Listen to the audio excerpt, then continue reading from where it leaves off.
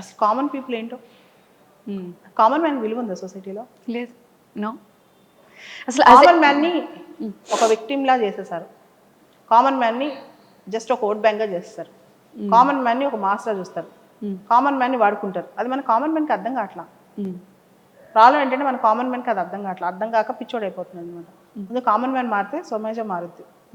సమాజం అంతా కామన్ మ్యాన్సే కదా, వాళ్ళ చేతిలో ఉంది సమాజం. కానీ వాళ్ళు తెలియక వీళ్ళ పిచ్చిలో పడిపోతున్నారు. సో యాజ్ ఎ ఉమెన్గా చెప్పండి, మన దేశంలో అండ్ ఇక్కడ ఒక స్టేట్మెంట్ చెప్తా. అందరు ఫిల్మ్ యాక్టర్స్ ఒకటే, అందరు పొలిటీషియన్స్ ఒకటే.